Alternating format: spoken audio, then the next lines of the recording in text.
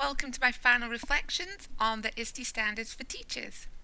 The International Society for Technology and Education, or ISTE, has created a set of standards for students as well as teachers.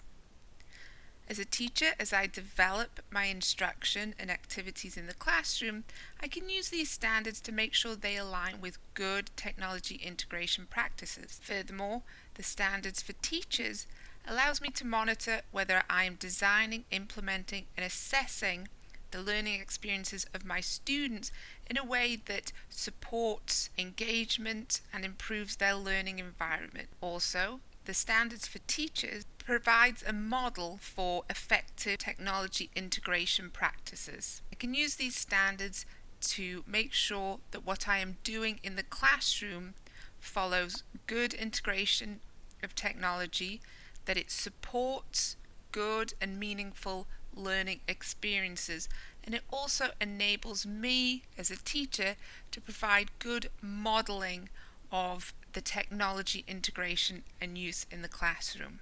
There are 5 ISTE standards for teachers. The first ISTE standard for teachers is to facilitate and inspire student learning and creativity. I used 3 examples to highlight different aspects of this standard. The first thing I'm using is the graphic organizer that I created. I think this is a good example of a way in which I can support and promote creativity and innovative thinking in the classroom. A graphic organizer allows students to assimilate all the information in a creative way. It allows them to connect all the concepts and facts together in a way that is both creative and innovative. My next example is the WebQuest I created. I think this is a great example of modeling collaborative knowledge and engaging with students in the virtual learning environment.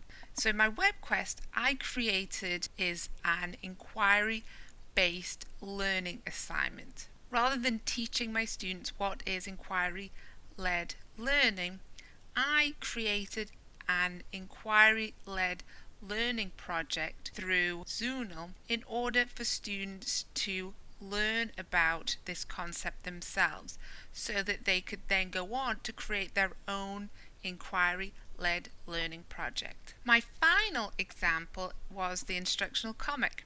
I thought this was a great example of promoting creativity and innovative thinking in the classroom by using an instructional comic in order to represent concepts that we've been learning in the classroom.